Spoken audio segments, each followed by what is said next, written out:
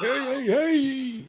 Listen, It's you ready? Josh with a Fresh bottle, son.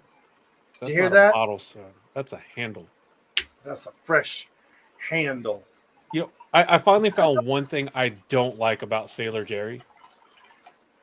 What's that? And it is It's I don't too like delicious. the way the handle is designed on the handle size bottle. It used to not be like this. Like The if I hold get fast. a handle, like I want it to have like an actual like handle, not indents on each side to hold. Because I feel like that's too slippery, too easy to drop. You know,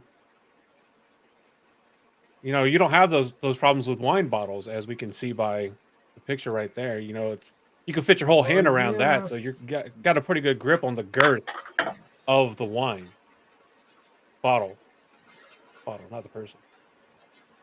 Anyway, hello everybody. Welcome to the Black Tower Podcast. That's us. Is that what Guess you were what? about to do? We're a Wheel of Time podcast. We are a Wheel of Time podcast. We'll talk about wheels of time. We'll talk about the wheel, and we'll talk about the time. And believe it or not, we also talk about the of. It's true. Speaking of the of, I am Andrew, your Bijan Mahale, your Mahale of the Bijans. I John by the Mahales. Amen. I'll take the compliment. It's like a wheel of cheese. It's because you studied it, not because you have it. And I am Josh, your Sorovan Mahale. And where Andrew is the of in the Wheel of Time, I am the in the Wheel of Time. It's scientific. Had to come first, huh? Well, that's actually pretty normal, you coming first. So, because I'm not a nice guy. Amen. I'm not either. So, oh shit! It's not considered first. It's not considered first when the whole event lasts less than 30 seconds. So, it's just speed running. At that point, it's not premature. It's a speed run. Get it right. Competitive. I competitively speed run intimacy. How's that working out for you? Me, perfectly fine. Perfectly. I have so much time for activities. Oh, dude, I should put that on my resume. Competitive intimacy speedrunner. Oh shit. Don't do that. Kids, don't be like the Bijan Mahale. He's a good example of what you do what you want. Live. You do what you want. Live. Now that we're off to the most amazing start ever of the Black Tower podcast. It's refreshing. It is refreshing to every once in a while just be like, what's up? Yeah. Yo. Yeah. Quick reminder. So the episode that we did with Jordan about his soundscape project for the Eye of the World has gone live and public. There is still our discount code in the description below, along with a link to go and pre-order the soundscape for the Eye of the World. And get more information on it. Do it. You will not regret it once it comes out. If you haven't seen it, go back and watch episode 15 of ours with Jordan in it, and you can hear, a sneak preview of part of the soundscape for Eye of the World. I mean, it may change little bits here and there, but it's the teaser as of now. Yes. Also, and it is quite wonderful. Right. It is amazing. Also, if you want to look up some stuff and save yourself from spoilers from the books, go over to thegreatblight.com, where you can look through their spoiler-friendly wiki for pretty much anything you'll want. If it's not there, they have a link where you can let them know, hey, I'm looking for an article on underwater basket weaving, and it's not here. And if it applies, they will try to add it or respond to you, I believe. But also there's a massive list of content creators, podcasters, YouTubers, artists, musicians, all kinds of different content creators over there that you can find. Once you get tired, well, not tired, but once you get done listening to us, because somehow we haven't made everybody tired of listening to us yet. Not yet, but we're working on it. Now this is exact moment. Give it like 5 seconds, and they'll be like, we're done. Like, We thought 23 minutes of frat boys and beer was bad. Now it's 8 minutes of competitive intimacy speedrunning. Yeah, that's right. Deal with it. Deal. So tonight's episode is brought to you by The Great Blight, as my homeboy just said. It is actually a really good resource it's put together. It is sired by the Nabliss, who's also a super awesome guy. So it's a great way to support not only an awesome product, but an awesome person as well. Got a cool store too. I think he still has the Dragon's Fang flask, because I know I got one. It's not like the flask isn't in the shape of the Dragon's Fang. It just has one etched on the front. That would be cool to have one shaped like a Dragon's Fang. That would be kind of cool. I want that. Can we make that happen and copyright that design or something before this episode goes live? I'm going to say officially, yes. Yep. As your legal representative. Yeah. We'll figure it out. Was it from Fear and Loathing in Las Vegas when he's like, as your legal counsel, I advise you to. That's a great movie, by the way. Yeah, almost like a Viking horn. No, not like a Viking horn, like the Dragon's Fang. Gosh. I mean, you know, I just thought about like how since the Dragon's Fang like hangs down like this, I never like put it in my mind how phallic the Dragon's Fang is overall. The way I knew exactly where you were going. There's like a bulge at the top and then it just like droops over the front. Oh, shit. You watched Saltburn, didn't you? You're listening to this where anybody else can hear it, especially at work. Hi. No need to call HR. I'll pack my stuff and I will be gone in the next 30 minutes. Just, yeah. I'll pack my shit and I'll be gone. Don't worry about it. Yeah. Anyway, what do we got for a spoiler? We do have a fun show tonight. We do actually have a fun show tonight. I'm excited about it. If you saw the thumbnail, I had a little bit of fun with it. I fucking love the extra shade of it just being a piece of twine. You love it? Tied in like a bow. Yeah, dude. Because that's, I mean, essentially what it was.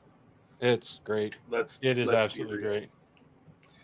But tonight we're talking about weapons from the Wheel of Time, specifically weapons that were utilized in the TV show, which is why I threw the shade I did, because obviously Rafe or anyone else on that episode has never used a wrapping paper roll as a sword.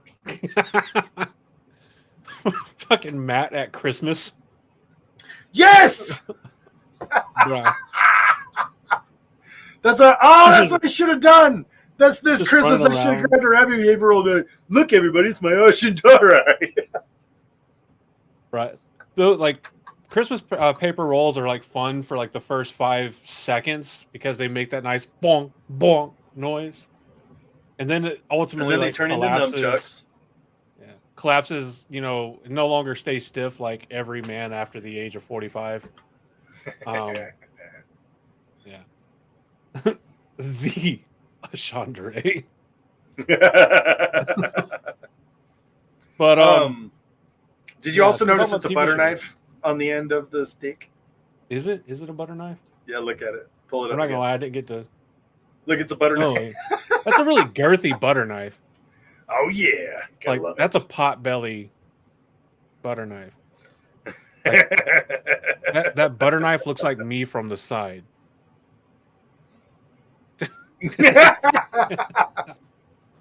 Excuse me, sir. Your butter knife seems to have acquired a beer gut. Well, my butter knife's an alcoholic, so.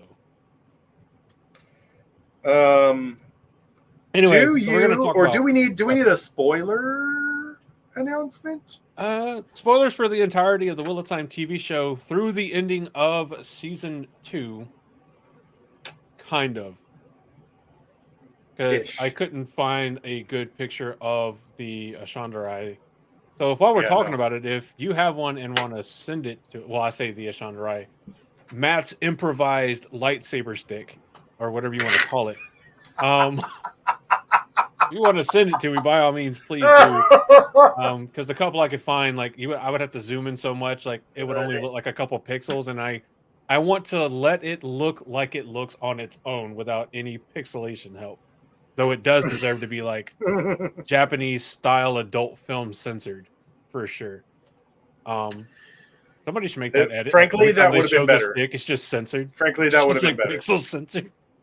That would have been. Um, Look. I guess we're going to start the conversation with the Ashandarai because it's the one we don't have pictures of, and it's the one that is I don't want the to start dumbest. with it in case It is. somebody does send me one, or you find one while we're waiting.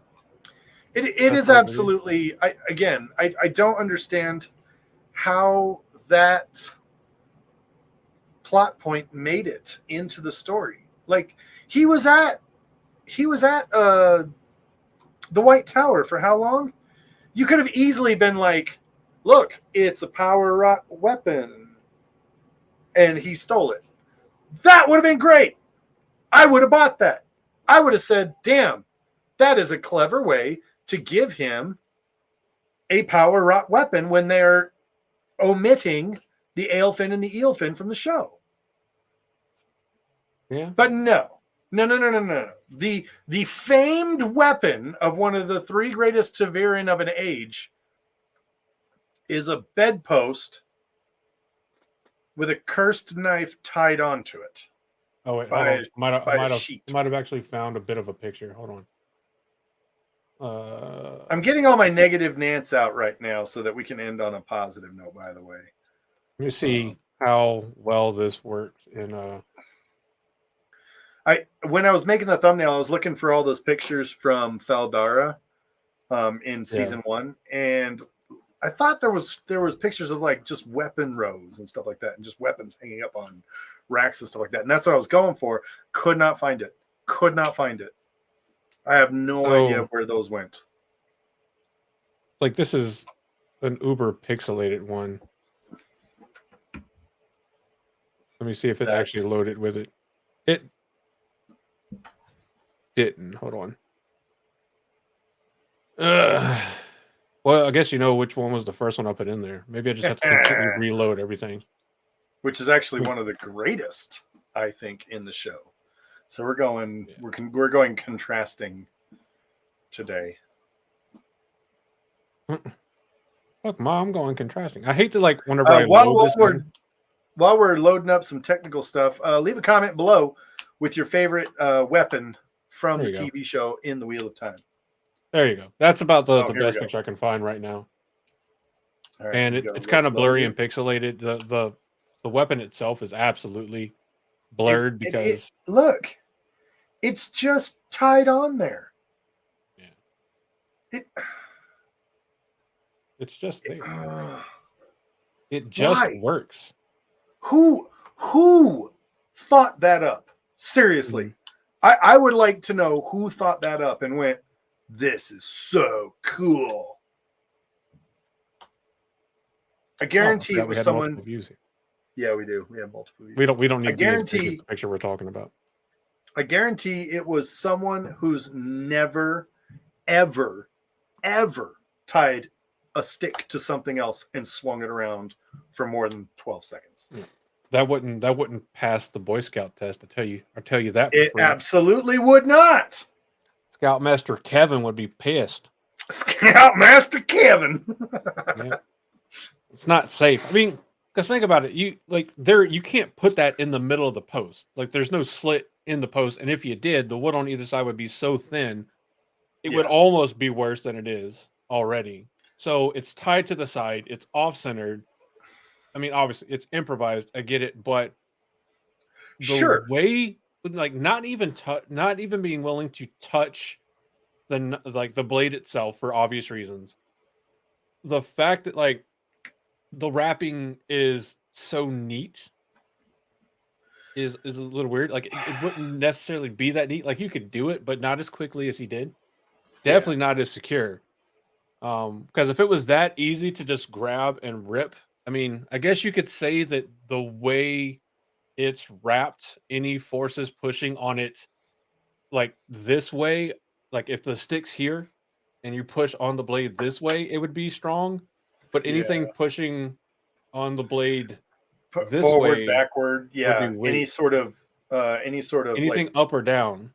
Yeah, yeah. because all the fibers run in like one way. So if it was easy to rip the cloth, then either side to side pushes against it or up and down pushes against the blade would be And weak and would rip.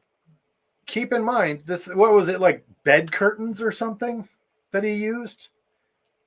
It's like curtains Something like or that. a sheet from a fabric from his bed or something. I don't remember. I think it was a I need third to go age rewatch. ace bandage. You know those elastic Third age ace ace bandages, bandage. also known as the closest piece of cloth to you, because That's right. That's right. starting an open wound isn't a problem in the third age. Okay, Andrew, close your eyes for me real quick. Uh-huh. You are an actor, right? You're Donald This is a Finn, nightmare. and they come to you and they No, say, it's not a nightmare. "Here is your weapon. Stop looking at your dick." They give you this description and they say, "Here's what you're going to do, and here's how your weapon's going to work." What do you do? Mhm. Like, as an actor who has to make this look good and take this seriously, what do you do? The best I can. I mean, so I just thought they got around a lot of like there being resistance against the blade by giving it lightsaber-like properties. Which You don't know the quality of Falma curtain beads. If it was anything other than Falma bed curtains, it would fail. Yeah. But yeah, no, you get around like the leverage whenever you give That's- when you give the blade like lightsaber properties. I mean, it That's, cuts straight through a solid door. It Yeah. cuts straight through a Shinaran box or Faldaran box, assumedly. Maybe something even from like the first age From the that Age was of holding Legends. the Horn of A box Valyr. from the Age of Legends, Yeah, cut straight through mind it. you. Yeah. Like butter. Yeah. And then what else? It cut something else with it, didn't he? I mean, besides people. I don't know. But It was a bad choice. It was a bad choice. It was a bad call. It's a bad weapon. I don't like it. It if makes this is how zero it stays, sense. If this, even if it's if not, this- the fact that they sent him into battle with something as stupid as it, like, stop. Now they could have even made him do a throwaway comment and be like, "Wow, I'm gonna have to get me one of these." yeah. Cool. Let us know you're not expecting us to take this doodad seriously. Could you imagine being one of the heroes of the Horn? This dude summons you and you look and he's got a fucking knife taped to a stick. I am Arthur Hawkwing. I carry with me silver lust. It lusts for the blood of my. What the fuck is that, kid? Oh, Justice, sir. Justice is the name of Justice. his sword. That's right. That's Fuck. right. I was riffing, but you're Look absolutely at me. right. Wielder Arthur of Hawkwing's- justice. Is that just a stick? Like, You're Yeah, absolutely right. okay. Arthur Hawkwing's sword does have a name. The name is Justice. And yeah. and I I mean, believe there's like a forgery. Uno of Justice knows floating him. Around. Wait, no, Uno doesn't know him. Uno didn't meet him. Never mind. Well, I mean, they all seem like they know him now because suddenly he remembers after blowing What his on the horn wine decanter. sounded. The wine decanter of ages. The Bro, that's it. You don't actually blow the horn. It's just full of like super strong wine and you hallucinate. it's that liquor that Thor has in the Avengers movie. Yeah, Where he's like, Stanley. this draft is not for mortal men. Neither was Omaha Beach, Blondie. Share up. Excelsior. Bro, that's what it is. This entire So, yeah. battle scene was like a fever dream. Oh God. So if we shit on the Ashandarai enough, Have we? the obvious answer is no. But maybe we need to move on. Yeah, let's move on. Because let's we do start have, this from the we do top. have some Yeah, there's actual actually- good weapons. Yeah, there's a bit of a not really theme, but I've kind of grouped the weapons and stuff together. So Perfect. we're gonna start right here. From a shitty spear Yeah. to Yeah. good Is it still loading for spear. you, or do you see it? Does it take a second to load for you? Yeah, my internet's acting kind of fucky, Oh, so okay. I got I mean, I got of a course, little I bit of see it immediately, but it's also like, yeah, but I can look. I got it playing on the YouTube over here as well. so So yeah. I um chose this one, one because it was yes. one of the first ones that popped up whenever I looked up some of the IEL stuff, but it gives us a good look Oh, at it's so how good. they carry the spears, um, which I love, and of course, it's the badass scene with Tigraine and the blood snow, and it works because you see there's blood and there's snow. And there's snow.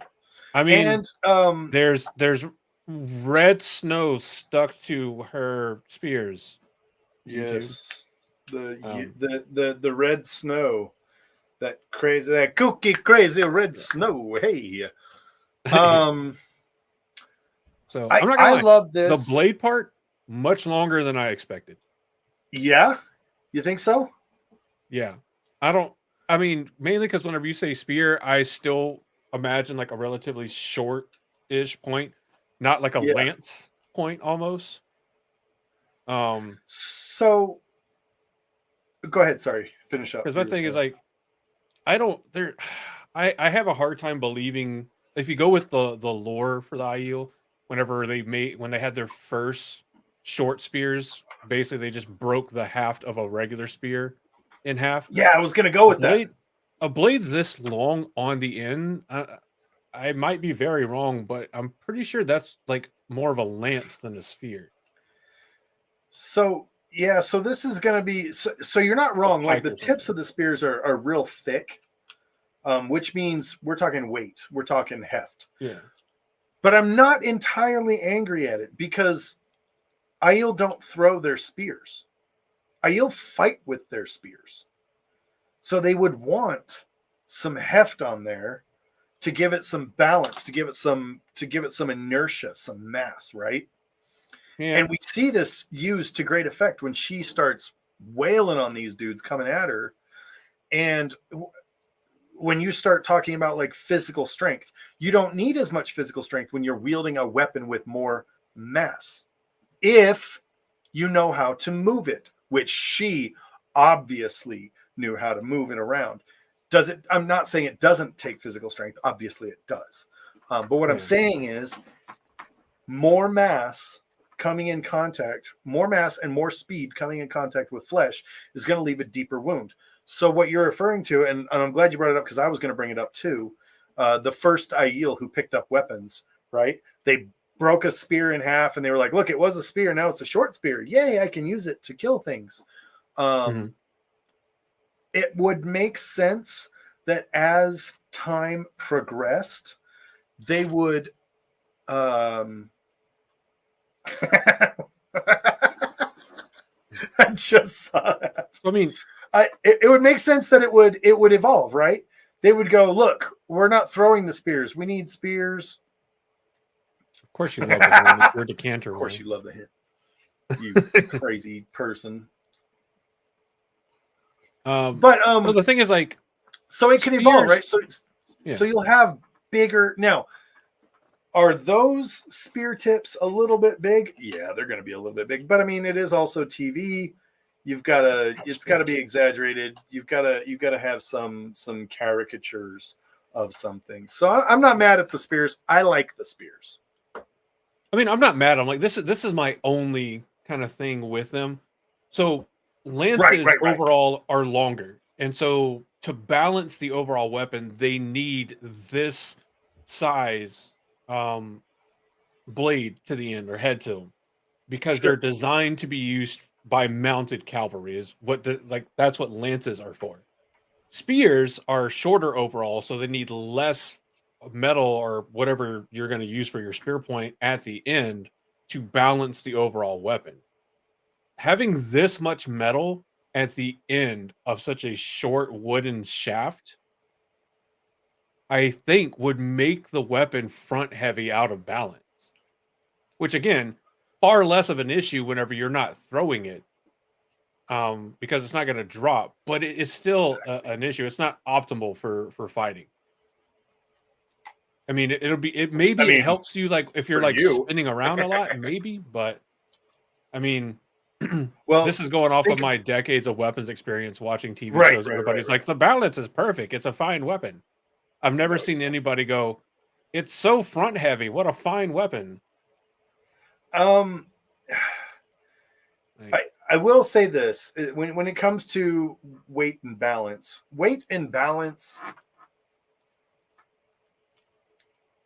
when someone says it's well balanced, what they mean is they can find a balance point somewhere in the middle of the weapon, right?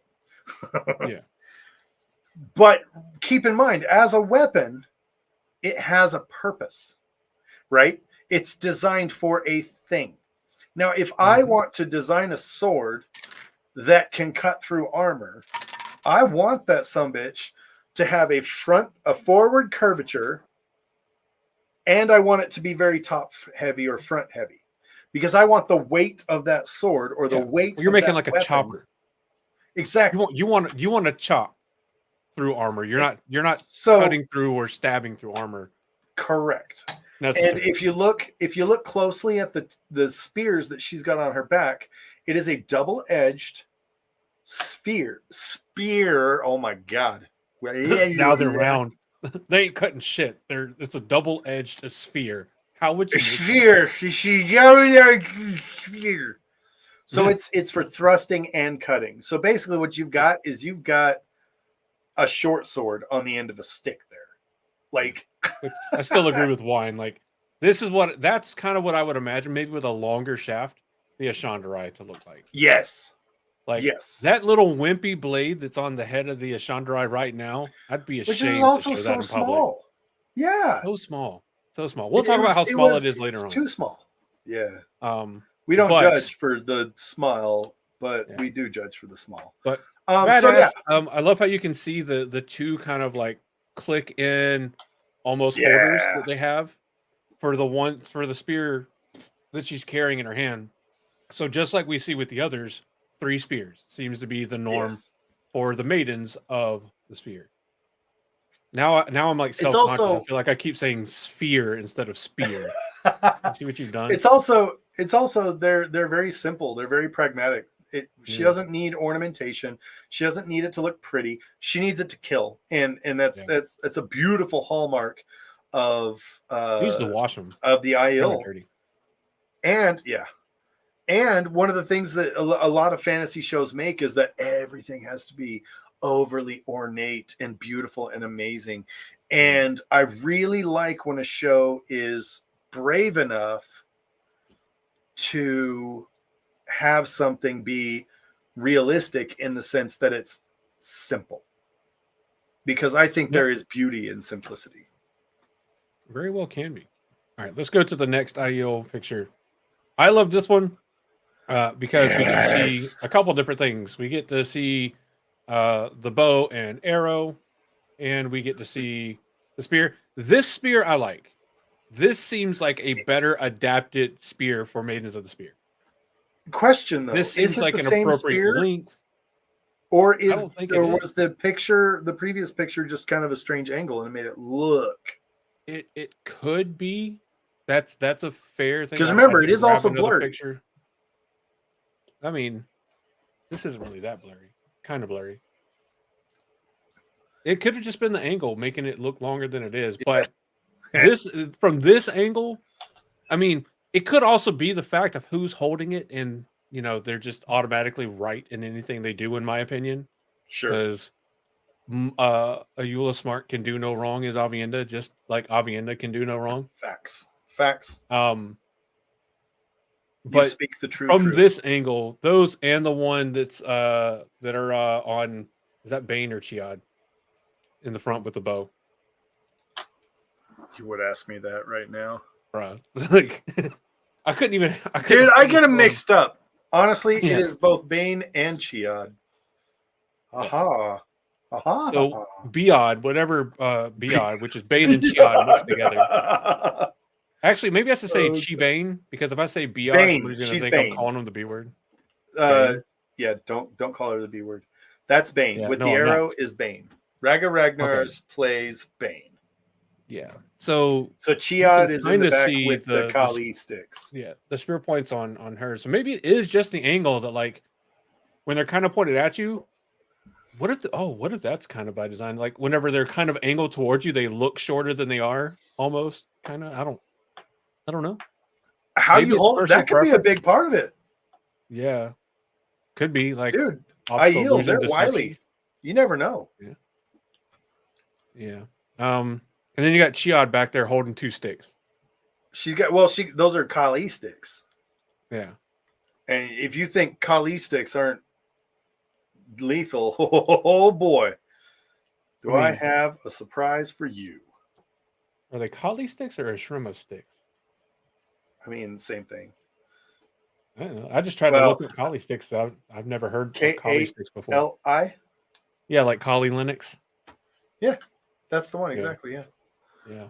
They're like, I mean, I prefer Tonfa. I think Oh, Tonfa is okay. cool, but You type in Kali and it changes it to a Screama, but it's the same thing. They're the same thing. yeah. It also gives you the option of Sarada.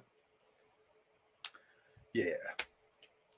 But I actually kind of like that you've got 3 different people here with 3 different weapons. I love the bow. I love the bow. Dude, I love it. Um, And it's got you've like got that really nice point. Like, it's not really. it looks. I mean, I it's a can't really metal tell if it's head. like an. It's got to be like an antler, right? I'm looking at the material of the bow. It would have to be almost like an antler, but they've got it. What I like about it is they've got it wrapped in leather, and the top of the bow and the bottom of the bow have a really intense wrapping, and normally that's something like sinew, right? You'll get like when you hunt an animal, goat or deer or fox or bear or whatever you hunt. But they have tendons and different, gristle in the bones and the meat and stuff like that. And you can take those and use those. And the fun part about this, as well as leather, is that when you get it wet, it expands sort of like a sponge. And then you wrap it around something, you wrap it up tight, you tie it up, and you let it dry out. And that leather shrinks and hardens and will conform to pretty much any shape. And in the case of the sinews that are being used to hold that leather on, they're damn near impossible to get them off once they've hardened. 2 Geeks, 1 Mic podcast is in the chat, and we're doing leatherworking cosplays on our show over there. And this is it's leatherworking is fascinating. Like when you have leather armor, you can have leather that is as hard, not necessarily as hard as steel, but hard enough to repel an arrow. It's crazy, man. Leather is fun. So when they use leather wrapping on the bow like this, it's used to reinforce the horn, right? It's also used to protect the horn, because as you pull it back again and let it go and pull it back and let it go and pull it back and let it go, you would naturally get those stress fractures in the bone or in the horn. The leather, as it's bound around it, helps reduce the amount of flex that's in the bone. It absorbs some of that flex and protects the bone itself, giving you a longer life on the bow itself. So I'm absolutely in love with the bow design here. I think it's great. Sorry, I mean, you also have. You're fine. I mean, you also have it like innately protecting the horn that would degrade in the heat from exactly and the direct sun, and that leather's going to be oiled, so it's also going to keep everything from getting dried out as much as possible. It would be a part of your weapons maintenance. You think about modern day military, where you disassemble your rifle, you clean it, you oil it, you put it back together, you make sure everything's pretty and shiny. It would have been the exact same thing here. With that bow, you oil and you would have probably some tallow that you could rub into the leather to treat it, to keep it moist Bane, and come keep over. it. Bane, come over. Sorry, I I'm can't. I rubbing have to my oil horn. my bow. I'm But I'm oiling home my horn. alone. But yeah, no, I absolutely love that. I love the second look at the spear as well, because once again, you get a very simple weapon here. There's not a lot of decoration. There's not a lot of, flowery design. Oh, that's true. That's true. Two Geeks says if you guys are coming to Jordan Con, you're going to see. Well, he said letter work, but what I think he meant is, and he corrected later, is leather work. I want to see your letter work. Actually, I want to see how nice of one you can write. My penmanship is atrocious. You do not want to see that. Have you not been practicing your calligraphy? I do not practice my letters, sir. Right by hand. I hadn't done that in many a year. I like this spear. This spear looks more accustomed to throwing. The other cool thing about this is that spear might not be we just talked about an evolution of weapons, right? We want this aspect to be more lethal. We want that aspect to be more lethal. Oh, this doesn't work. Let's go back to this. I mean, Tigraine and the Blood Snow was 20 years ago in the TV show. Years ago. A lot can happen in 20 years. However old Rand is how long ago it was. I think he's like 20 in the TV show, but literally happened on Rand's birthday. Yeah. And that could be a big reason why it changed. I mean, them coming across the Dragon Wall to fight and be like, oh, spears are a little You're weird. not wrong. Wetlanders. What? Dude, that's a great point. Yeah. Like, I mean, because the IO, they don't make the same mistake twice. Like, especially in battle. So, yeah. Well, and what this is their version of the fucking K-bar. So well, and what do we know about the Aiel too? They're highly adaptable. Oh. Like in the books, it's like, oh yeah, we met these Aiel. We couldn't see them. They were wearing brown. All of a sudden, one day, they were all wearing white to blend in with the snow. We have no idea. They just did it. Like, it was weird. And I remember the snows. The snow stabbed us all. You ever been stabbed by snow, son? You ever been stabbed by snow? Would you like to? I'm looking closely because Chiad, we did call those Kali sticks.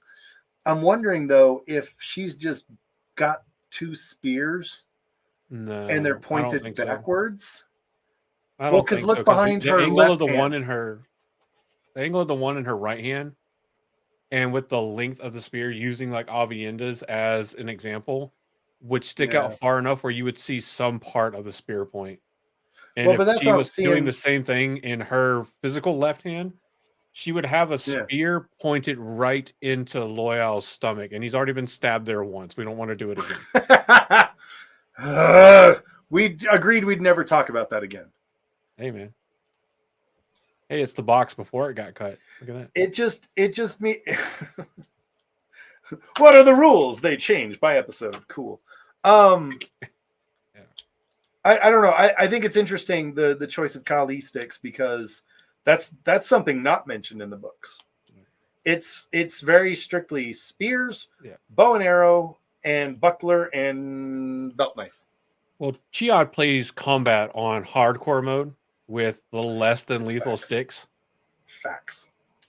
So, because it's one of those things, like, isn't it like you get a ton of G for like subduing your enemy without killing them?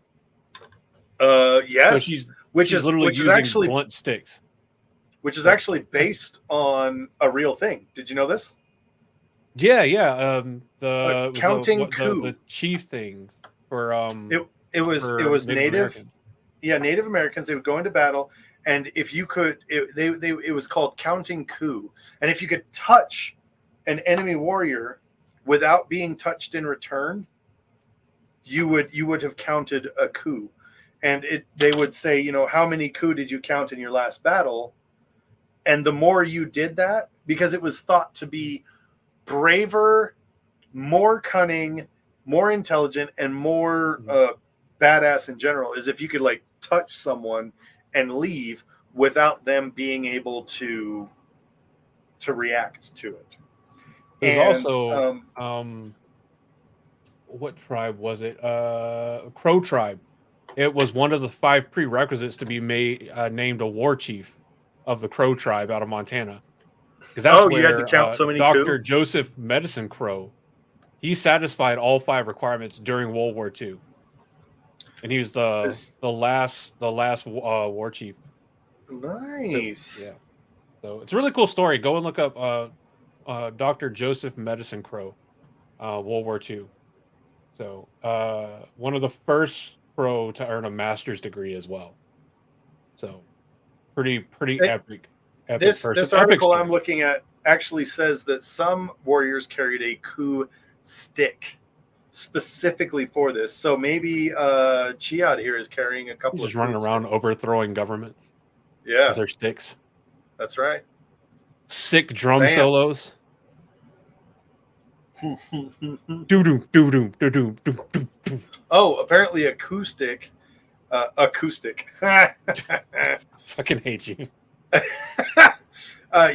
When you count coup with it, you add notches into the stick to show what your tally is. That's There's marks interesting. on hers. There are Yeah, marks really. on hers. I wonder if that was a subtle detail that they added in. That'd be kind of Could cool. be. Because it looks like either that or that's leather wrapping on them. I can't tell. Now- It looks similar to the shaft of Avienda's spear. I think going Gai Shine. They have similar shafts. So Yeah. But you know, the length is different and the tip is different. You know, they're all different. anyway, we got a lot more pictures to go through, and we're only 2 pictures in, and we've been at this for all right. Sorry. 3 pictures if we look, count the Ashandre. This is what I love. We like I pointy, love this shit. stabby things. These things are, I love them Yeah. too. I just don't know nearly as much about them. But I I'm love good it. at Google. I love it. So. I love All right, it. next picture. A fucking Sean Chan. Still better spears than Matt's pokey stick. Look, these spears are book accurate. They are absolutely book accurate. We get a very detailed description of the dragon scepter that Rand carries later on in the books, and it's the top half of a Sean Chan spear. You know what I thought about? That matches the description perfectly. Makes a lot of sense for these, like, because they're wearing like half plate armor, because it's plate from the stump, from like the waist up. It makes sense to. I think this is just me thinking, not really knowing what I'm talking about, but I would think that because of mobility restrictions in such style armor, when you're training forces in mass, having a spear of this size could be more useful and easier to train than a sword, because there's more versatility in which end of the spear you can strike with, so you can more quickly respond to being attacked, or more easily with the limited mobility than you can with the sword. Because if you're holding it somewhere to the middle and you try to come with the front and somebody dodges, you might be able to hit them with the back end of the spear. Just a thought. I'm gonna stop you there. I'm not gonna call this half plate armor. I'm gonna call this leather armor, okay, with a metal plate pauldron. And here's why. If you look closely at the breastplate, you see these little twists. That's leather. That's hardened leather. And the little lines that the hardened leather is connected to, they're probably going to be... yeah, that straps over. Yeah, you're right. Yeah. That's probably going to be some kind of iron or steel rod that's kind of holding that together, or at least giving it structure. I say this because this is, and of course we know that the Sean Chan were based on Asian and Mesoamerican as far as appearances go. And so what you're seeing here is probably very deceptively light, because you've got something that is very similar to like samurai armor, like Japanese warrior armor. I see where you're going. I with the exception of the Disagree. shoulders. I disagree. I mean, the kind of like flowing ends of it is similar in that way, but it's not segmented in the same ways because samurai armor was deliberately segmented in plates Yes, like it was right, to allow for the mobility necessary for swordsmanship. I right. don't Which is I don't know that given the style of I guess the more kind of chess piece and pauldrons. yeah, And I mean I think now that you mention it, I think the majority of the gauntlet is leather as well, if you can even still yeah, call it a gauntlet. It's more of a bracer, I think. yeah. Um, but Except for notice I the hands. The important piece is covered in plate. yeah, but yeah. So I think you still potentially have the overarching issue of limited or more restricted mobility. Because if you look at Turok's thing, where he needs his mobility, and you know, we can't confirm this really because we never get to see it because they This pulled scene an hurts my Indiana soul. Jones and just fucking shot They everybody. really did. They He's really got a fucking lot did. more room in his like pauldrons for his arms to move around. So he doesn't have to worry about them limiting any kind of like mobility as much. Yeah, He's also highly, highly, highly trained because you know he's a blade master. because he's an actual That Heron Mark. Yeah, yeah, you know he actually earned it, and you know someone could have almost earned one, but we're gonna fucking throw red darts at everybody's forehead instead. we're not going there though. So My sad. hatred for that scene can sum up an entire episode. I swear, like we actually do like the show, We do, but we do. but But you know what? we have some As someone suggestions. who loves things, the people who love me offer me criticism and advice on how I People can love me improve just tell me to myself. get fucked. Wheel of Time, we love you. We're just Piss off, little offering. brother. Dick. That's all he thought about. uh, Was like, oh yeah, a sword fight would have been cool, but look at all these points I just got in like look half at the all video. these points. Look at all Um, those chickens. Yeah. yeah, no.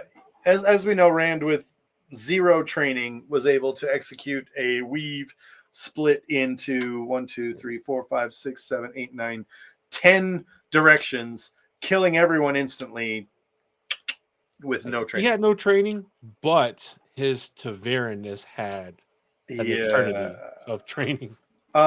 One of the things I was really excited, one of the reasons why I was really excited about the sword duel between Rand and Turok is that Turok can't fight with that. And I said this when we saw the trailer for season 2. I wanted. Yeah, I'll bet you did. And one of So the excited. I was things, like the freaking teaser set it up where it looked like it was going to be such like an epic fight with Turok's whole like yeah, draw getting in yeah, place, and then and Rand's just then like, he I just don't punked have it out. time for this. Like, But I was just had excited to see the dysentery fight and was like, because, like I said, I'm an absolute whore for choreography. I love it. I've studied it for. Well, I can say this now. One of the advantages of getting old, kids, is that you can say things in a certain way that makes you sound really super smart. I've studied this for decades now.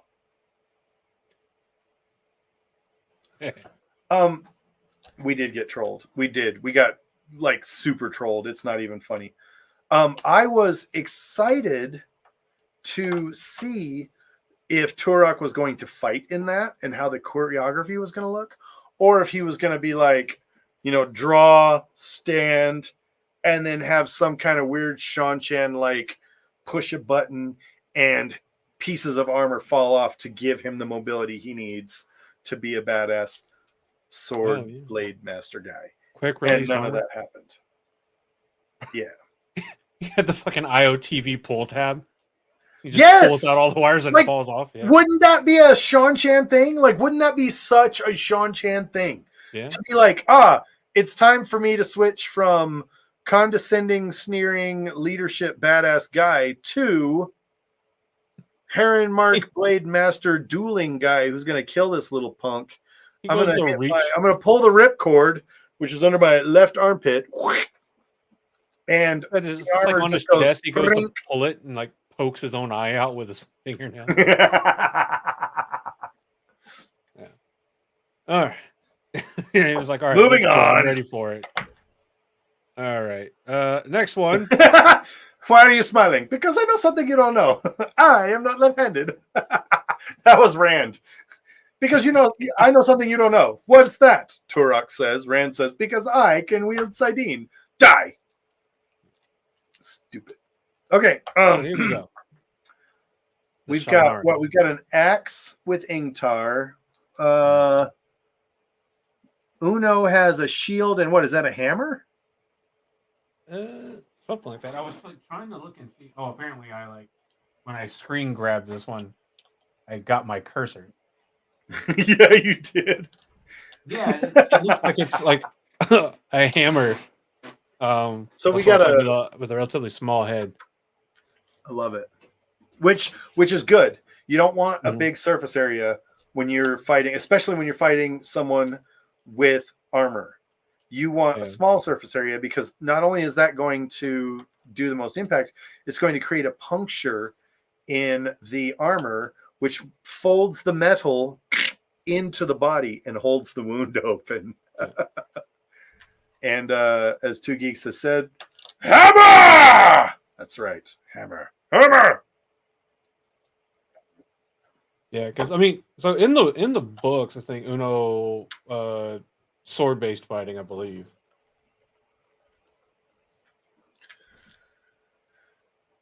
Yeah, because I think he's generally depicted. Yes. Wearing a sword across his back. Watching Loyal Hulk out was awesome. Yes, it was. Everybody else came running out with weapons, and fucking Loyal was like, "These hands are rated E for everyone." But that was interesting. So, like, you could see their weapon design is designed to combat the style of armor that they use. Yes. Because, like you talked about with Uno's hammer, that's designed blunt force. Blunt force, as long as it can cave it in, really doesn't give two shits about hard armor. As long as it can cave it in or snap it. You don't need nothing. If you can make contact, you're in. And he's got that shield that's going to protect him. Yeah. Even if you can't break through the armor with it, the absolute pinpoint kinetic energy that goes through, because that's the thing a lot of people forget, even modern day with ballistic vest. Yeah, the vest will stop the bullet. You know what still carries through? The kinetic energy. Yep. That's why if you're wearing ballistic armor, you still get your breath knocked out. You're not just like, oh, I can tank hits all day. Unless you're maybe even a broken rib. Drugs. Yeah.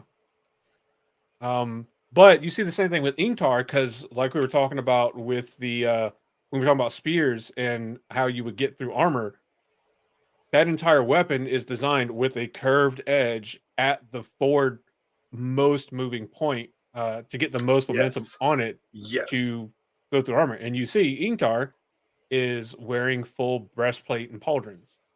Yes. Now metal. Uno is just like, I don't give a shit. I don't need no armor.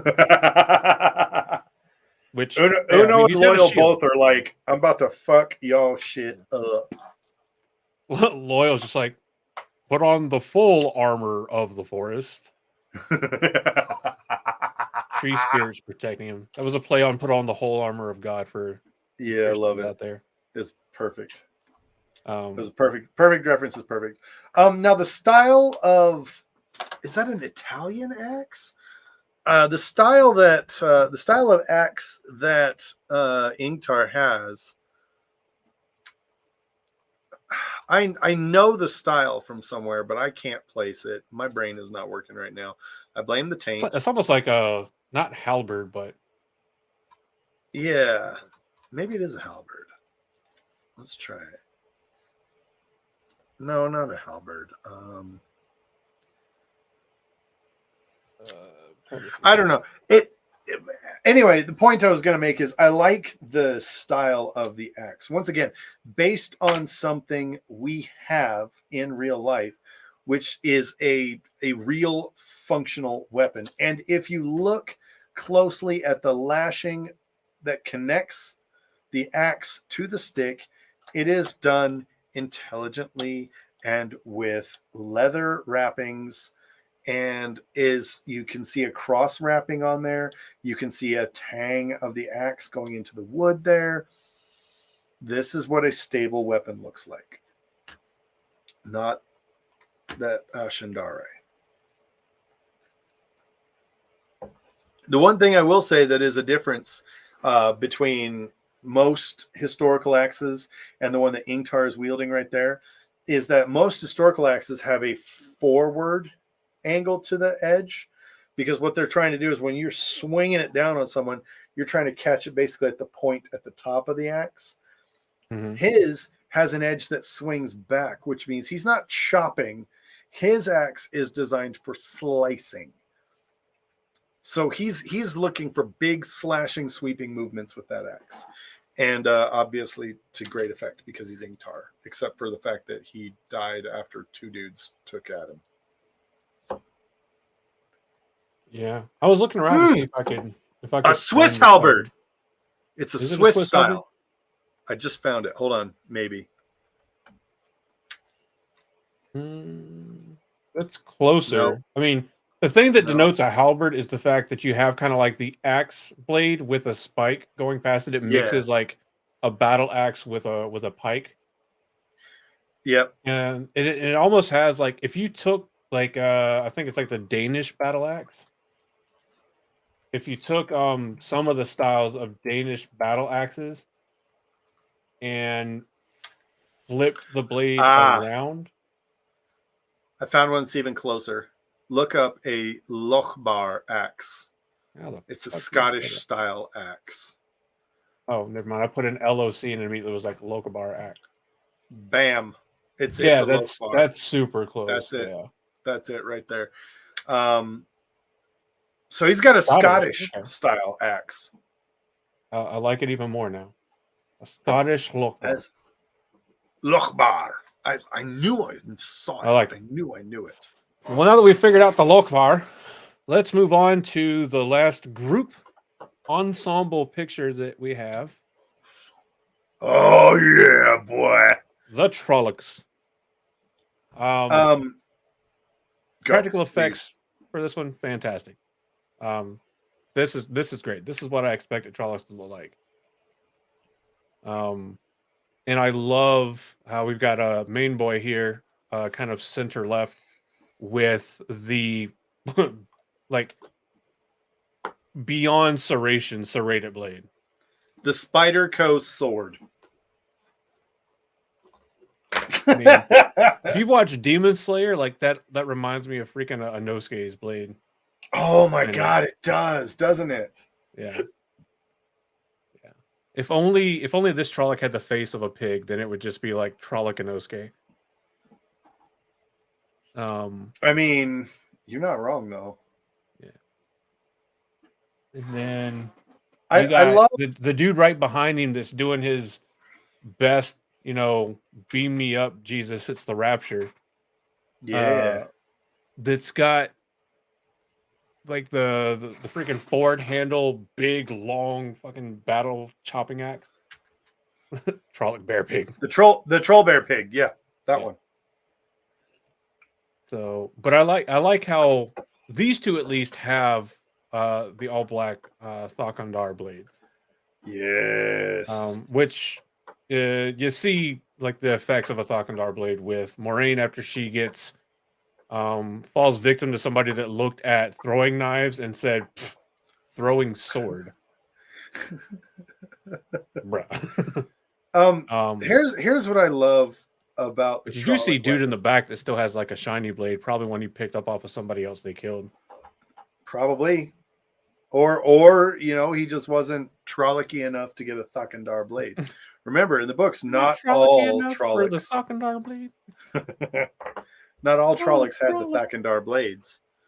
I love how completely unhinged and disorganized and not uniform the Trolloc weapons are.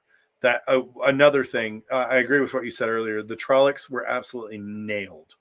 The show did such an amazing job with the Trollocs, and their weapons even more unhinged. I love it.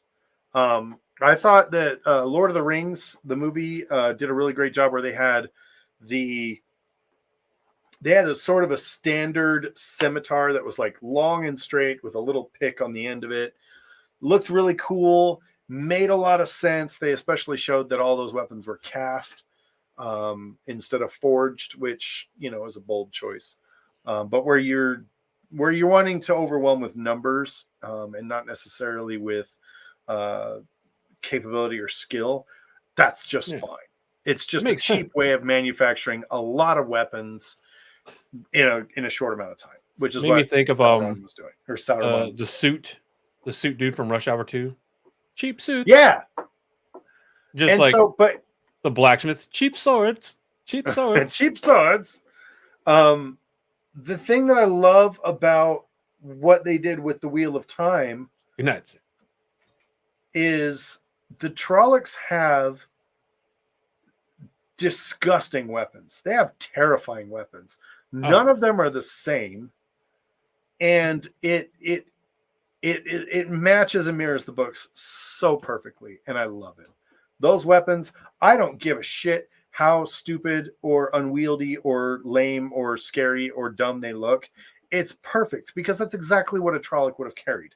They don't care about the functionality of the weapon. They care about the momentum of the weapon and can I kill people with it? And I love it. I love it. It's brutal. It's got that brute force brutality with it, and I'm about it. I'm about that life. All right, I love it. All right, Trollocs. Everything about the Trollocs is S tier. Oh yeah, fantastic. I love it. Next, moving into the battle axes, we got the Bornhold battle axes.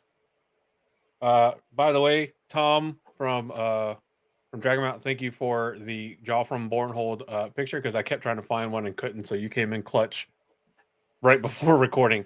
So thank you so much. Look, I love these battle axes. I do. I love them. They're beautiful. They're pretty. They're functional. You've got the leather wrapping all the way up to the hilt there. They're gorgeous. They match their armor. Dane's got the spike on the top. Again, very, very wonderful, very glorious, great, happy. And where's Perrin's axe? Dane didn't have an axe. Dane stole his axe from Perrin and carried it for a chapter until Perrin got it back. Why? Yeah. Why did they give Dane and Joffrey such beautiful battle axes when that was not a part of the story? And I mean, it almost seems like they make the battle axe thing like, yeah. Yes, that is where Perrin's axe is. Thank you, Two Geeks. Appreciate that. Oh, you didn't hear me earlier when I said it's in Layla's stomach, did you? Oh, I did not. Yeah. I did not. I did not hear that. Yeah. But it's almost like they've made it like a bit of a familial thing. I mean, there's only these two, but you can see like Joffrey has got the kind of gold tinged armor accent with regular steel colors. The axe matches because if nothing else, when the Children of the Light go into battle, they match, and they wear white after Labor Day. But curse you, white cloaks! Yeah, but you can see like Dane's is fairly small, like noticeably smaller. Yeah, I would say, which could lend to his just being younger, so he can move a little bit faster. So he doesn't need as much heft behind the axe blades to do what he needs to do. Joffrey has kind of he's getting up there. He's Silver Fox, kind of. He is. So, he doesn't need to swing as fast or as hard to do the same amount of damage. Joffrey looking good. Like age was good to him. Like time was good to him. It was good to him. Perrin wasn't, but that's Perrin kind of was his fault. Perrin likes putting axes in people, apparently. In people's stomach. Did you notice that he hit Joffrey in the stomach too? Again in the stomach. What's with your stomach, bro? Bruh, Perrin is a walking Geneva Convention violation because he's causing undue pain and suffering. Like that is not a quick death. Gut I wounds also are not love quick. right for real though. Like, it's a long time. Like you saw how fast Joffrey and Layla died in the TV show. Nowhere near that fast in real life. Nowhere near. No, that's hours of agony. Yeah. Well, maybe not. I guess it depends on how much you're bleeding. Anyway, I digress. One detail that I love about the axes is if you look at the very bottom of the axe, there's a large round ball or a large round counterweight. Mm-hmm. The pommel of the axe is often 2/3-ish as heavy as the rest of the axe. And the reason for that is what we were talking about earlier was balance. So we still have mass and momentum on the axe itself, but we still have the ability to move it around quickly should we need to. And these two are very good examples of what a battle axe might look like.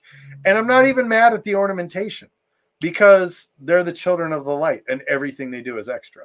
Like, yeah, it'd be like that. I like it. All right, next picture. Helps if I click on the right screen. Next picture. There we go. Speaking of axes, and a cameo for a sword and a sheath. But first off, I love Peter Franzen. He was great in Vikings as King Harold. And I was super excited when he said he was going to be in the Wheel of Time, and I was kind of sad that he didn't have a bigger role, but okay, fine. I mean, he had like a whole episode all about him. So, I mean, he did. You're not wrong. I would trade that for him still being in the show. Oh yeah. I dig his dual axe wielding. I love it. Hand axes. I think it's great. I love it. These twin bladed hand axes. It's very fantasy, right? Nobody in real life would ever do that. That's not a thing that people did in real life. But it's fantasy, and we love fantasy. That's why we're here. And yes, perfect. Wait, what? Some great. Viking berserkers dual wield hand axes? I don't think they were the double bladed ones, but hopped up on mushrooms and blessed by the gods and often naked. This was generally was a crazy one-time thing. And the only reason they went in dual wielding axes was to increase killing capacity. It was not the norm. It was literally them running in to psychologically fuck with the enemy, kill as many people as they could, maybe survive. Also, Berserker translates roughly into bear warrior. So when you are going into battle as a Berserker, you are channeling the bear. Yeah. I mean, to be fair, given who one of his some of his friends were, him running in and distracting others while everybody else like flung arrows at them, I mean, it works. But you could see in this thing, like, would he still carry through and actually like do some damage to Lan? Absolutely. But Lan has the clear reach like advantage here. Like, yes. It's like, yeah, dude, no, you're dead before you reach me with those. But speaking of somebody that was like, you're dead before you reach me with the your axes. Yep. Another good look at the axes. I love the camera engraving shot. Ornamentation on them.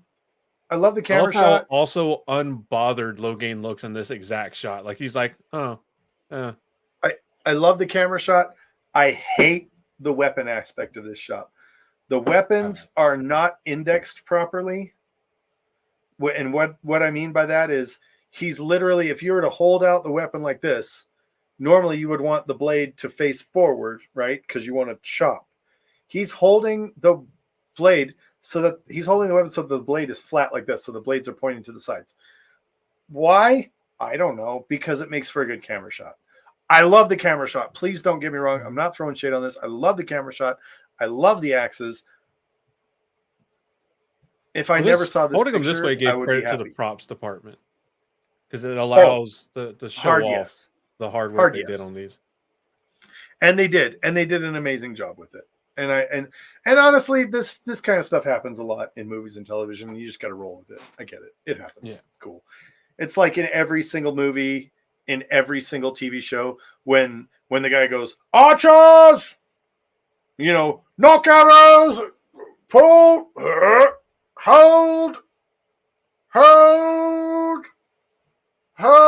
That didn't happen. That never happened. No. Archers didn't just hold their arrows for 10 minutes while they wait. That's not how that worked. Because muscle fatigue isn't a thing. Not ever. But yeah. So now I think with the next picture we move out of axes and now we're looking at daggers. Beautiful Dirk. Beautiful Dirk. Beautiful Dirk. So I really like this. This is the king of Galdon's dagger, Dirk, whatever, not sword blade. And you can kind of tell like this is a very fancy style weapon. I mean, there's some detailing on the pommel. You've kind of got that brass or gold edging to the leather wrap, or maybe it's inlaid on it. I don't know. I can't tell. It would make more sense to be an inlay and not just like a weird like edging done to a leather wrap on the handle. No, that's a gold filigree. So what they do is they get a gold wire. Yeah. They get a gold wire, they twist it up, and then they knock it into the leather to hold the leather in place. Oh. It's I'm used to seeing it on like wood or like solid material handles where they cut the spiral into it and then put it into they actually inlay it into the handle, not use it to hold the leather on. Now the leather might be might have like padding on the other side, which is what gives it that sort of puffy appearance. Or if it was wet leather, once again, if it was wet leather and it soaked up all the water and it expanded a little bit, and then you run the wire around it, and then it forms into the leather, and then the leather dries out, and then you've got those little ribs in it. So if you look closely, it looks at the like top a real picture where handle meets pommel. Does it almost look like there's a brass or something spacer in between the pommel and the actual handle that is missing in the bottom picture? Is that just me? I mean, it's kind of hard to see because I can't really zoom in on it, but I'm going to say that's just you. I think what you're seeing there in the top picture is light sort of reflecting off of that. I was looking at the bottom picture and just that gap between the leather and the pommel just seems weird to me, but who knows? Anyway, next dagger. Beautiful dagger. Yeah. Controversial dagger. Yeah. Do you like it with its pants on or pants off? On? Okay. Look. Off. I like it with the pants off because I love that you've got 3 bits of metal that go into making the blade of this dagger. You've got the main blade, which is probably the one that's, hardened and tempered and annealed and all the goodness there. And then you've got the other 2 that are probably not. But if I was a bladesmith making that, I would absolutely make sure that all 3 and there's probably 2 more on the other side. So you probably got 5 total panels there. Now, are they forge welded together? I don't think so. I'm not going to, that would be a hard one to tell, but it looks cool. Do you think it actually is 3 separate pieces of metal, or do you think that it was I think it's thicker chunk and it was just ground down to look like it? I'm gonna say it's 3 different pieces. Because we both know, for practical purposes, making that out of 3 different pieces of metal like that is not practical for longevity. Unless you have, yeah, no, I don't know, man. Not It's with hard not to with not tell. with it coming to such a thin taper. Like, the amount of strength that a forge weld even on that could have, unless it was like somehow like cut in and had more that was like inlaid in the main blade or something like that. Yeah, I mean, but then again, it's a pocket lightsaber, so it doesn't really need too much not right now. It's lightsaber not. there. You got to tie it to the end of a stick with a bed sheet. Then it becomes a pocket lightsaber. Well, no, because I mean, he never stabs anybody with just the dagger. No, I know, but Padden Fane does, and it's just a regular dagger until you tie it to the end of a stick. We don't really with a get to bed see the stab wound, I don't think. sheet. We do. Do we? Well, we get to see Loyal. We get to see Padden Fane pulling the knife out of Loyal. It's stupid. Yeah. Anyway. Hmm. No, I like this dagger. The Shadow Logoth blade chooses the miscreant, right, Mr. Coffin. It didn't choose Padden Fane, so it rejected him. Solid Harry Potter reference. No lightsaber for you. I like the dagger. I do. Mm-hmm. I even like that they incorporated the ruby the size of his thumb, which, look at it, it is literally the size of his thumb. Like, yep. They did a great job. Why is it in the hilt of the dagger? Why is it in the hilt instead of the pommel? I don't know. It's one of those things that they just decided, fuck it, I'm just going to do whatever the hell I want. They don't have a pommel. Cool. They just gave it a fishtail. Yeah, which, cool. Again, the dagger looks cool. The dagger looks cool. Okay, great. Yeah, no, it does. It does. I can't argue with that. Of all the things that Robert Jordan gave specific descriptions of, the dagger was one of them. Like, yeah. Okay. All right. We just decided. So, this isn't the greatest picture. I have another one that's a bit better.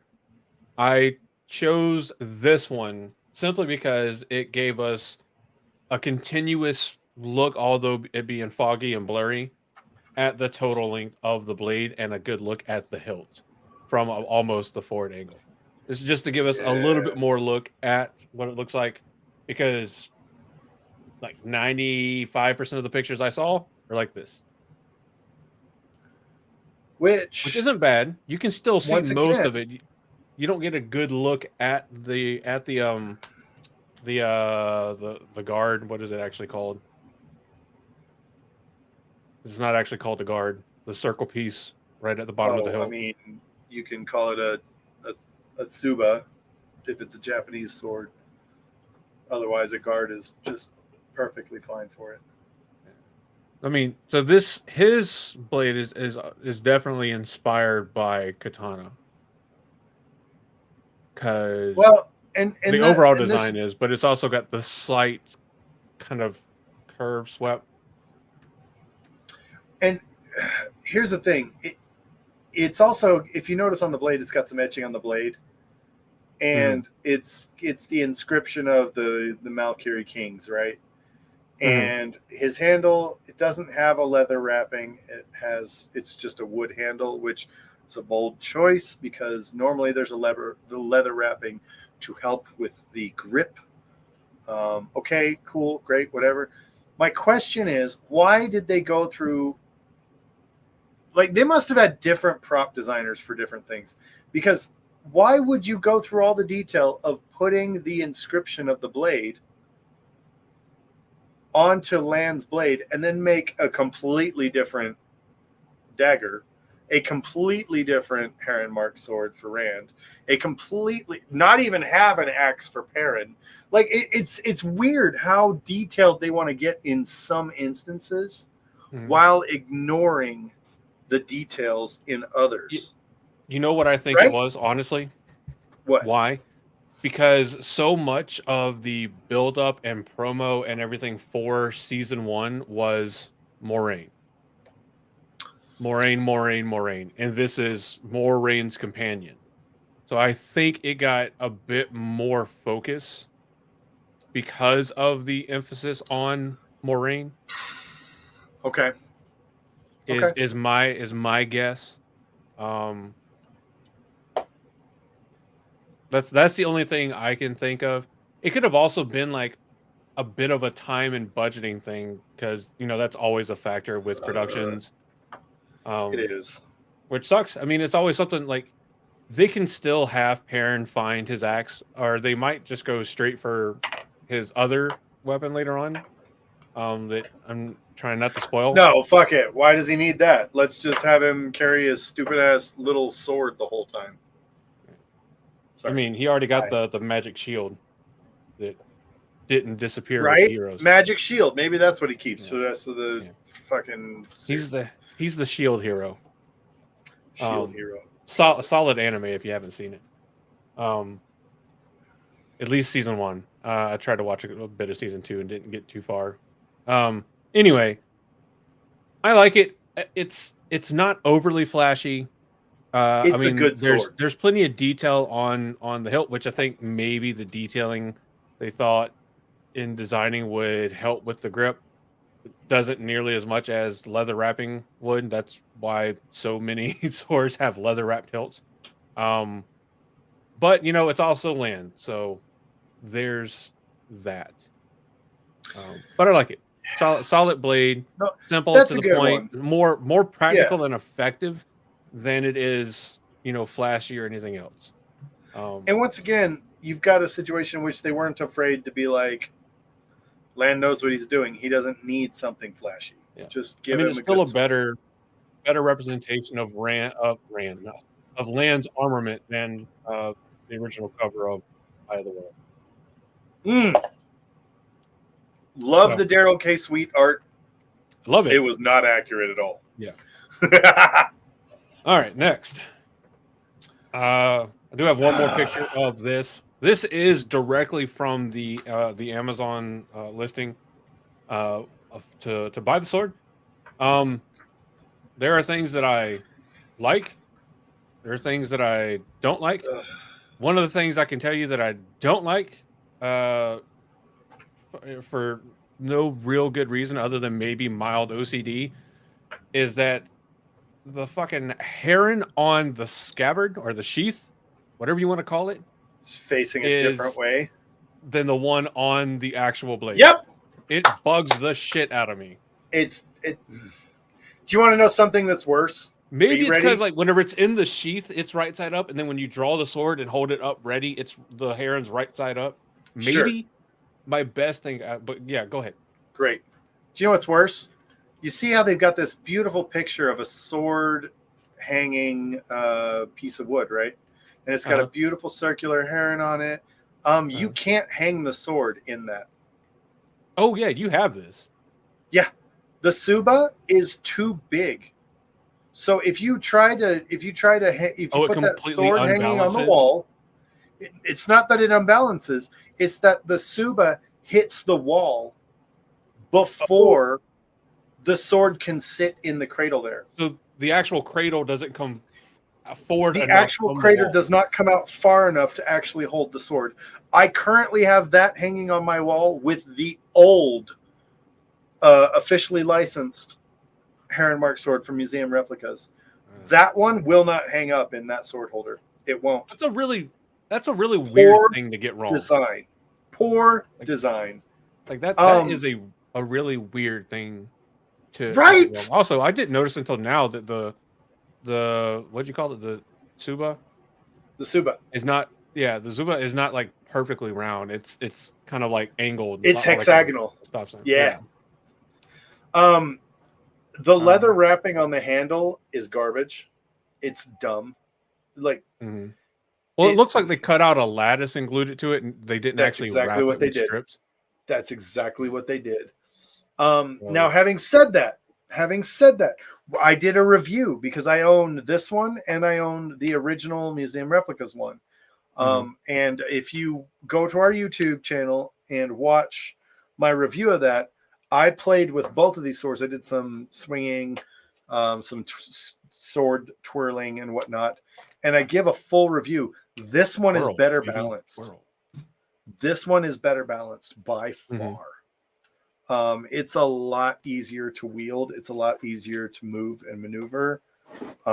So aesthetically, you know, that leather wrapping aside, and the fact that the sword hanger sucks, it's a good sword. Now, okay, it's a good prop sword. How about I say it like that? It's a good prop sword. Yeah. The other thing that bugs me a bit is what most people want. For such a blade master weapon, this power wrought, highly like finished blade.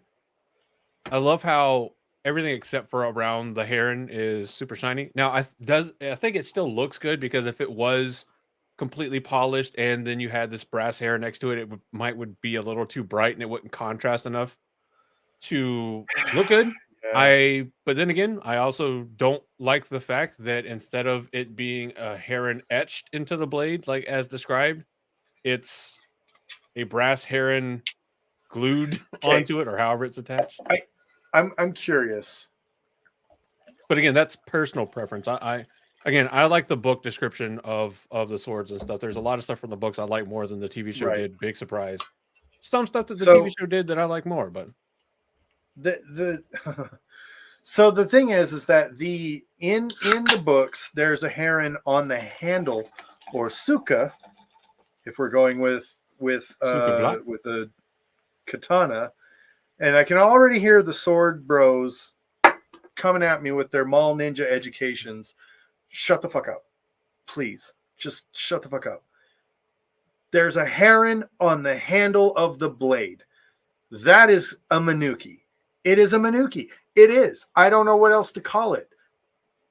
Don't find some obscure scimitar that has a decoration on the handle, because you're never going to find anything outside of Japan that has an animal figure on the blade. Okay? Japan did that. Nobody else did that. When Rand uses the sword in the books, it's that heron on the handle of the blade that is burned into his hand. This sword does not have that. And to the showrunner's credit, neither does the original sword from Museum Replicas. And it got, I mean, I've got the document right here. It got the official licensing signed by Robert Jordan, approved by Robert Jordan. Bam. This is it right here. Certificate of Authenticity, Wheel of Time, licensed replica. This is for the original Heron Mark blade. And there's nothing on the handle as well. It's blue suede leather with that gold filigree wrap instead of this cutout lattice stuff. They didn't put that on the sword. They had an opportunity to do that. They had an opportunity to put it on the handle or the suka. They did not, which led to them making Rand look like a total idiot. I don't know how to use sword, and grabs it by the blade to stab a dude in the finale. If they made Rand any dumber, he'd be wearing a helmet and drooling on himself. I don't know how to, like, they made him dumber than Book Rand.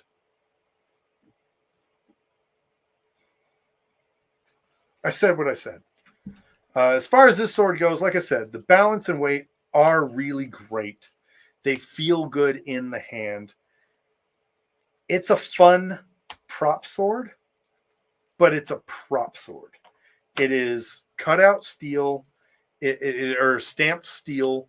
It's got a false edge on it. It's not a great sword if you want to go in and kill Trollocs, which very few of us are going to go in and kill Trollocs. So cool. Now that my rant is over, sorry, I didn't mean to go there, but I did go there, so that's what it is. Also, before you come at me in the comments, no, once again, I'm very well educated on this. This has been a hyperfixation of mine since I was a small child. Yeah. I'm happy to have a conversation. Don't preach at me. I'm guessing like the way that the sword is actually described in the books with the heron worked into the hilt would have had to be like some kind of carving or Yeah, filigree like inlay to yeah, make the outline of the heron on the hilt, which they could have they could have done, especially with the filigree to like show it off, I- and make it th- pop. But yes, my thing was yes. like you should have at least. I mean, I know it was harder because it doesn't stand out as much, but you can make it stand out because on the original one that you were talking about, the one that you have approved by Robert Jordan, like you can clearly see the heron on the blade, and Yeah, it stands out because it's got the kind of dark, it's almost etched like into Ford the scale blade. feel in. But yeah, Yeah. so it stands out enough, and it also faces the right way that doesn't look weird, but to me, but I think you still could have done it. I of trying. Do I you know? mean, it's Okay, clear that they tried to keep the theme for the heron mark the, blade, the but the sword this bros are looks gonna like you hate can me for pop the this heron one. off. The sword bros are gonna hate me for this one too. Do you know why the heron is like in the scabbard? Do you know why the heron is facing the spine of the blade and not the edge? Why? I don't either, because normally katana are carried edge up, which means that the not only is the heron facing the wrong way, but it's on the wrong side of the sword. So all Well, my that's katana easy. lovers are going to hate me because this ain't a katana. Yeah. Well, I mean, I would think if you are a fan of katanas, you would agree this is not a katana It's because yeah, right no, right here, right above the heron's head, katanas don't have those bezel lines on both sides like that. I don't even think they have like a bezel line like that. Period. no, Right no, where you go into the sharpened part of the thin part of the blade. yeah, So there's that. But the intent was it's inspired by a katana, um, because there's no swords anywhere that are ever inspired by katanas. It's almost like they're a super famous and popular design of blade, um, which I love. But I which are think, very impressive yeah, examples of human ingenuity. Like, love them or hate them, guys. Katanas are supreme products of extreme there's a reason that they're intellect and so human famous. engineering. Like, come on. Yeah, yeah. Is there There's a hype around reason. them? Of course there is. But Mhm. they're still the only ones to produce steel that is pure in that level of purity. Like, nobody else did that. Yeah. Nobody else Well, I could do mean, that. and the like what makes the katanas so strong and everything too is how much they're folded, and the fact that traditional katanas are still made in coal burning forges because the Well, carbon from the coal and adds to the carbon content. they do a differential treatment as well, Hmm. right? So you've got one Yeah. part of the Talk, blade that's hard and talking one about the part of the clay blade that they put on the spine to that's keep it. soft. Yeah. Yeah. So they do a differential temper. Yeah. And it's also like folded hundreds of times, if not thousands of Yes. times, and that was out of necessity because To remove Japan, well, to to remove remove the impurities, but impurities. also Japan is not incredibly abundant with resources, especially Right. the metallic resources needed to make blades. So with what resources they had to find a way to make sturdy, reliable, efficient blades. And the way they figured it out was fold it over and over and over and over again. Because that'll And squeeze. Yep. That'll squeeze all the and imperfections out. You'll have a yep, pure billet of steel. yeah, And they were brilliant. They're absolutely yeah. brilliant. And luckily they didn't have natural gases at the time, so they had to use charcoal and Yep. coal forges to heat it It up, was which we found out later adds carbon to the steel, which then adds to its strength and its yep, longevity. they used iron sand is what they Mhm. used. Iron sand and charcoal. And it was just a big fire that they keep going for several days to pull out a big old lump Yeah. of really shitty steel. Yeah, but what we got here? Oh, Ulfbert yes. swords were the same purity as katanas. Yeah, And I haven't seen Ulfbert. Ulfbert is that's made from a crucible steel. So what they do is it's the same concept, right? Where you get the iron and the silica and the, whatever the ingredients are, you put them in a small chamber, you put it in the Oh, is that the middle of a name for the forge. stereotypical looking Viking sword? Is that called an Ulfbert? But not all Viking swords were Ulfbert Well, swords. yeah, I know, but like the And stereotypical looking kind of one. Like, hold on. yeah. And so what you had was you had an ingot, you had a steel The ingot ones with that the had been pommel essentially kind of like that. smelted. Yeah. And so the imperfections there weren't removed by yes, that's exactly it. By the way, yes. Yeah. Yeah. The Which, by the way, that imperfections is weren't removed there definitely by not an Ulfbert. folding. The blade is far too skinny. Like, it's tiny. It might be Like an a Ulfbert. child-sized Ulfbert. It's But more like an Ulbert. in crucible steel, you literally have your ingredients smelted and melted until they puddle.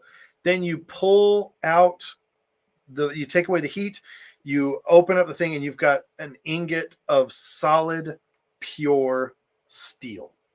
And the way they were able to do this was they were able to control the ingredients. Nobody knows how they figured out how to do that because crucible steel didn't exist in that part of the world. There are theories that essentially the Nordic people were going Viking, and many people don't know this, but Viking, you could either go raiding or you could go trading, and the majority of them went trading. So a lot of people theorize that they went to a place, maybe the Middle East, that had knowledge of crucible steel, and they brought back crucible steel ingots that blacksmiths were able to forge into swords, and they were like, holy shit, these are amazing swords. They assumed that they were imbued with magical properties. It's fat. Again, sorry, I could go off on this all night. I'm going to shut up. I love medieval weaponry.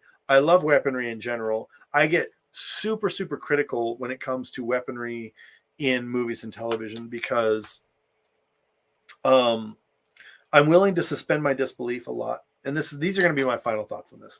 I'm willing to suspend my disbelief a lot because it is movies and television. It's flashy. It's meant to look fun. It's meant to look exciting. And the thing is that most swords that look exciting historically were never meant for combat. Were never meant for the thing that makes them exciting, which is battle. So when movies and television bring in this supremely ornate sword and they're like, ooh, look, it's got all the shiny bits on it. That was for a king who never saw battle. That was for a king to be like, onward, I've got the shiny sword. It was, or maybe even sometimes it was given as a gift in a treaty or something like that. There's so many different uses and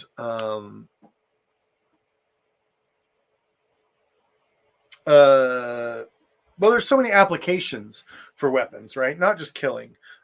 Swords and weapons were used as symbols, as I said, of treaties, gifts, decorations. They've been used like this throughout history. As far as specifically what we're talking about with the Wheel of Time TV show, as an Marine Corps to overall this grade, I day give still has NCO swords, NCO yeah, and right, officer swords. exactly. I mean, they might actually still try to use them in battle. Yeah, so I mean, sometimes you have to. You're out of ammo and you got a sharp, pokey thing. Yep. I'm The poking with my stick. with specific reference to our topic tonight, which is weaponry in the show, I'm going to give them a C as far as how well they did, because they did a really great job by showing some pretty awesome details, but they also did a really shit job. It's like half of the weapons they designed, they went perfection. This is exactly what we need. And then the other half of the weapons, they were like, meh, we don't give a fuck. So for that, I give them a C. I give them the fact that they expect. Honestly, if you'd taken out the stupid stick Ashandarai bullshit out, Ashandarai light, if you had taken that out, they would have gotten a B plus. I could get past a lot when it comes to fantasy weapons because it's fantasy weapons. But I'm sorry, a cursed knife tied to a bedpost with a sheet, no, fuck off. You get a C. That's the best you can possibly get with that bullshit in there. Josh out. Sounds like the improvised weapon you make whenever her husband comes home sooner than expected, just to try to survive. And it's equally as ineffective. Yeah. I like the weapons and stuff too, and I know a little about things here and there. But more often, like when I look at like weapons and stuff, it's more of like that's neat because ooh shiny. And I could piece together like some of the purpose of some of the designs and stuff. Like once you learn some of the stuff, like you can apply it to weapons like across the board or in general. I would probably give the show right now a B overall because we didn't have to deal with improvised pokey stick until the last episode of season 2. I'm really concerned about the trend I'm seeing with episode 8 so far of both season 1 and season 2.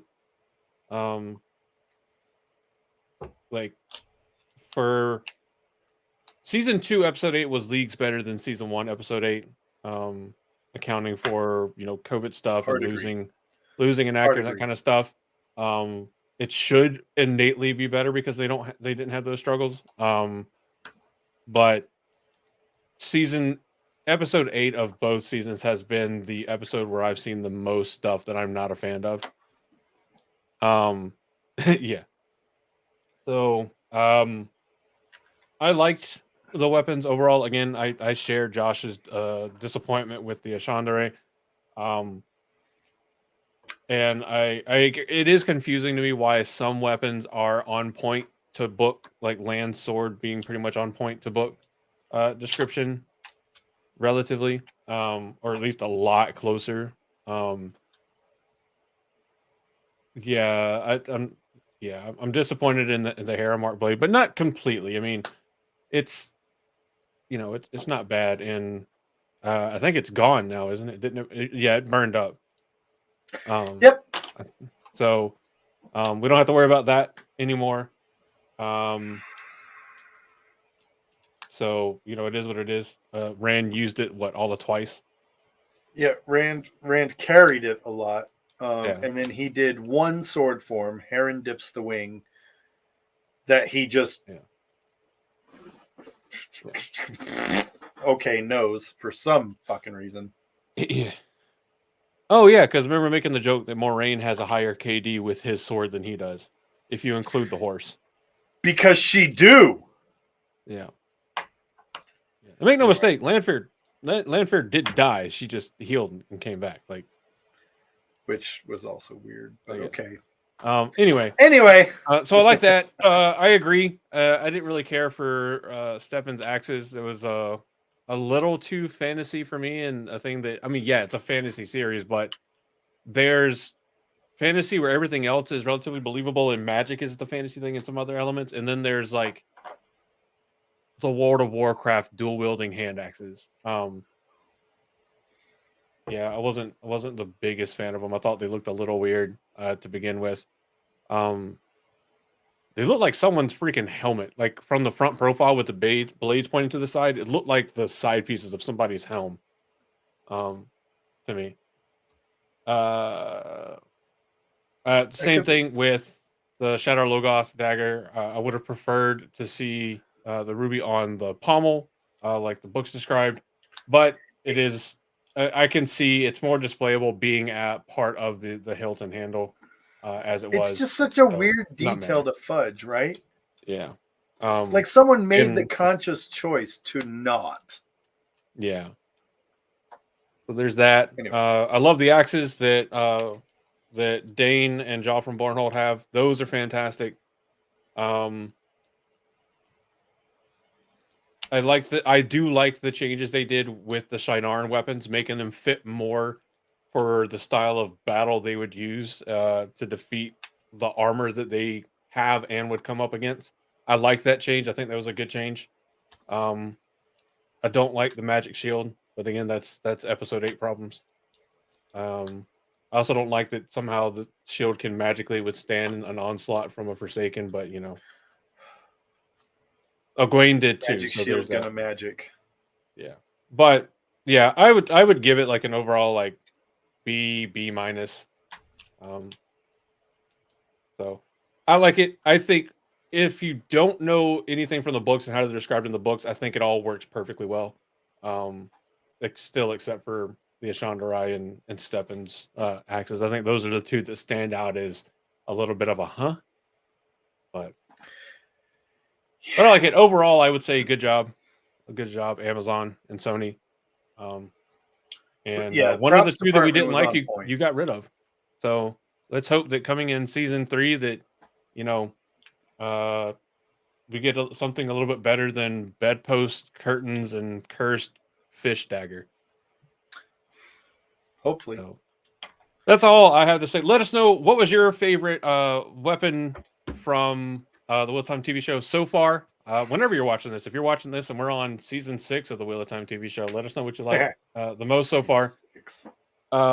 Let us know what changes they made that you like, that you think they improved as far as weaponry and design. Let us know where you think they really dropped the ball and why it's the Ashandre. Yeah.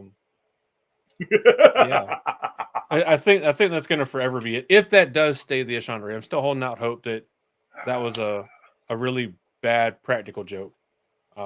We'll see. But anyway, or maybe they'll just do like the dagger in the first season and just pretend it never happened, because that's a thing that we did. That wasn't me. That was Barney. That was Patricia. Yeah, that wasn't me. That was Bart. Yeah. Dude, that needs. Okay, we're making that meme tonight.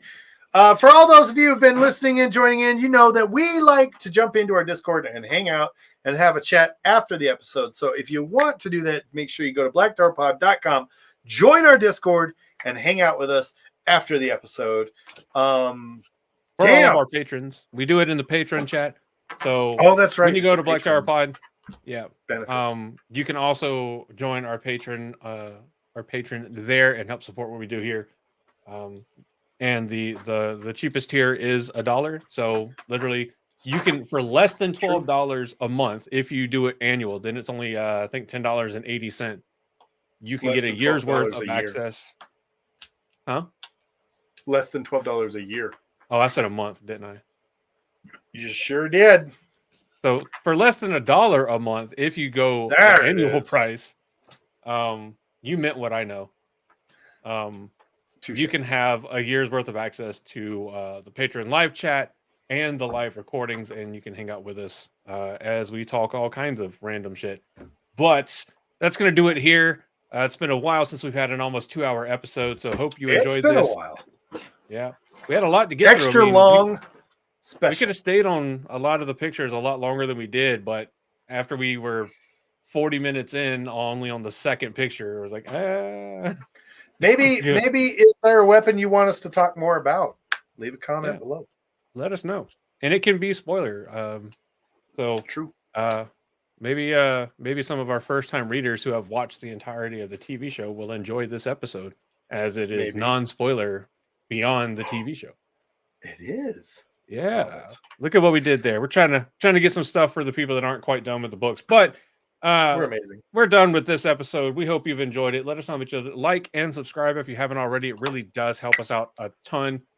Share it to your friends and let them know why they should get tainted with us every Tuesday, just like you do. For all of us here at the Black Tower Podcast, I have been Andrew, your Bajan Mahale.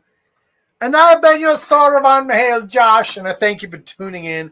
Thank you for listening. Thank you for behaving in a manner that is in accordance with Black Tower policies while we dole out this week's dose of taint. Wherever you are, whatever time it is, we hope that you leave here just a little bit more insane than you were when you first started. Have a fantastic evening or day. Now let's get them Or morning. hell out of here.